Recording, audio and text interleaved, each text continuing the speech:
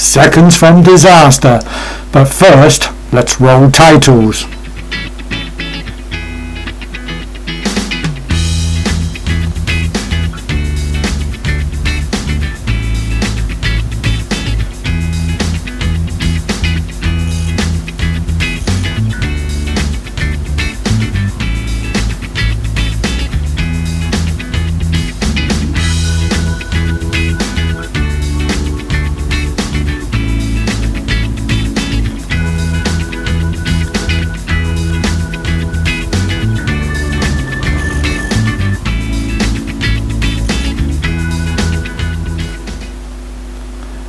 Well, this was a short trip to Draycott, which is in pretty much the middle of the country there, just south of Swindon.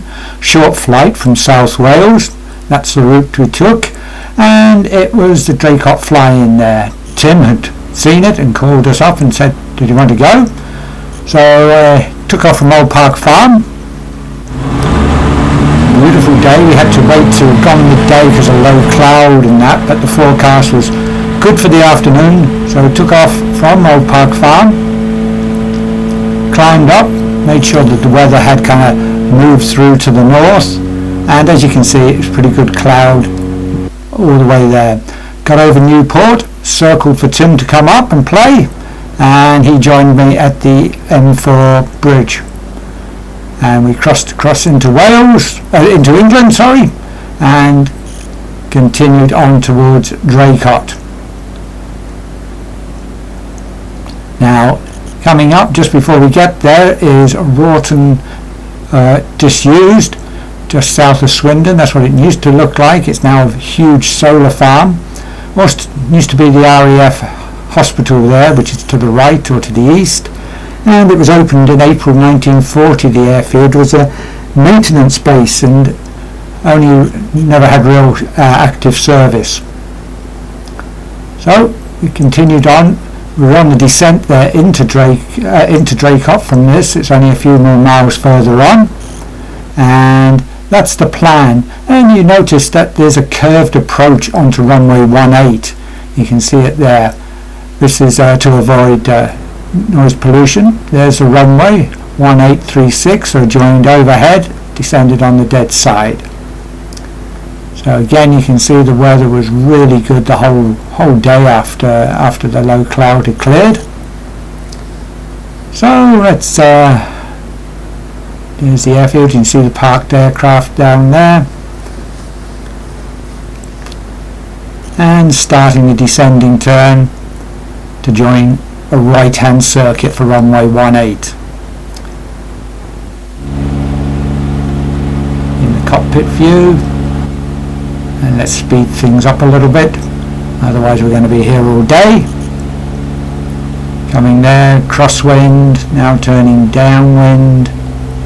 The runway is to the right, so cooling down here. Tim was following me round. He'd asked me to land long, so he was going to land and then taxi in quickly. And here I am calling finals. As we came round the corner, I'm in the position where that little red plane is, and I'd heard somebody call up that they were entering and taking off for immediate departure. But as we came round, there he was sat on the runway. So it was a case of Draycott traffic, Golf Echo Echo going round, and although he took off, it would have been tight. So not to worry, these things happen. He couldn't see because of the trees was blocking him. It's no big deal. No different from driving a car that you just have to avoid another vehicle. It's no big deal. Came round a second time. Tim had already landed and he was holding on the right side of the runway, so there was again no problem there. Came in. Of course, this time I was landing short, so it was getting down nice and early.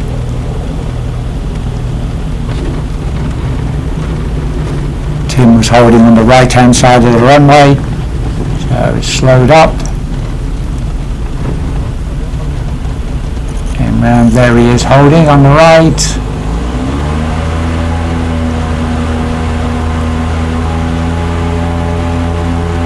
and into tight formation just to taxi down into the parking lot. Now that's speeded up again, but I haven't put my arrows on there, but there we go. In we go, parked up, a good crowd turned out, and there we are, all parked up, ready to go and find a cold drink. There's a lot of Auster aircraft there, some very interesting models of them, and also there's an interesting air coupe as well. So quite a few different interesting, there's the air coupe, quite interesting aircraft to look around.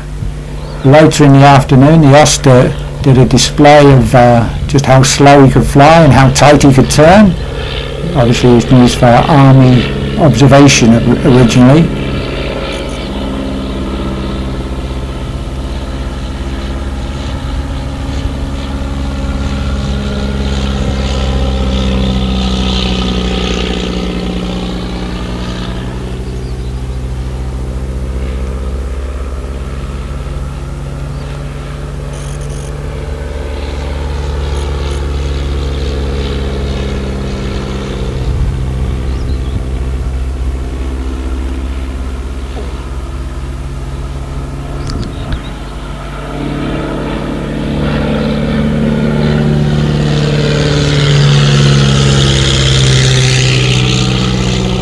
I was enjoying watching him. Tim had to leave early because he was going out that evening, so I just waited for this to display. Also the red arrows were passing through, so I looked on Flight Radar 24 and made sure that they'd passed through. I didn't want to mix with them on the way home, so once they were clear and north of me, I lined up, and you can see the trees to the left. That is where the person had taxied out in front of me earlier. You've just got no vision to the left, and obviously he hadn't heard my call that I was on finals. So there we are, lined up and taking off on runway 18. Now if you look on the left hand side of the runway as we take off, there's a glider tucked in. I believe he was waiting for an aero tow to take him back. He'd landed there late in the afternoon. There he is, and he's just held there. So it was calmed down, a beautiful evening to fly home. I'd waited a bit later because there was a forecast of sea fog coming in at Old Park Farm. It hadn't materialised, but it said it was going to clear by 7 o'clock. So I kind of timed my arrival to get back at Old Park Farm about 7 o'clock in the evening. So climb up over the beautiful chalk downs, and we can just speed these up again. You can just see what a beautiful evening it was for heading home. Also, although heading west, the sun wasn't too low in the sky, so there was still good visibility to be had.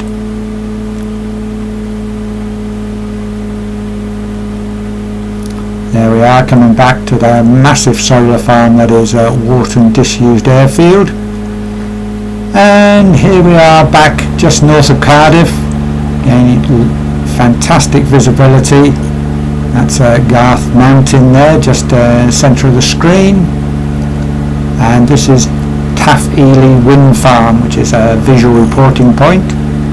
Just looking at the shadows and the windmills there.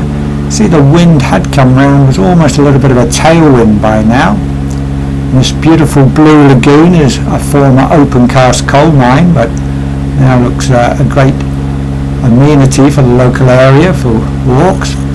Now, I came over the airfield to look at the windsock, but somebody had taken it down, unfortunately. I wouldn't mention any names, like Chris, but he hadn't looked at the previous sheet and he thought everybody was back in.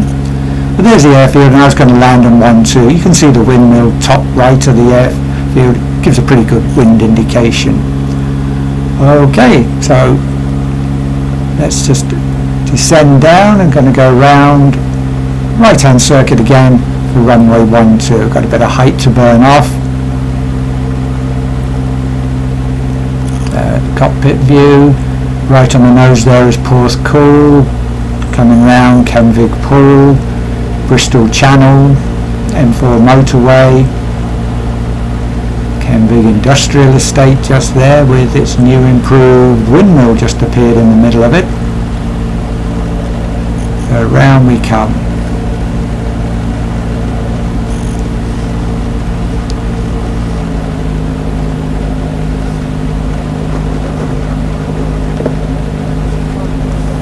over the reservoir, steelworks on the left, and there we are. You can actually see through. It looks like a blue lagoon, doesn't it? Looking down through that water, it looks tropical. A few sailing boats out on the reservoir. So we're coming up, going to cross the M4. And now this is again onto 1-2. This is a little bit of a twisting approach just to avoid overflying the houses. So the sun directly behind me now gives a beautiful view. The airfield's just there. As I say, we've got to do a little bit of a twisting approach to it. So it slowed right up, got a couple of stages of flap right in. The wind was from the east, but it was nice and smooth. All the land, the marks there, that is from In It Together Festival, which has been held a couple of weeks before. That's why the land there has got those funny marks on it, the farmland. Here we come down the centre of this field. The runway is about top dead centre at the moment. One last turn onto finals, and this is onto runway 1-2.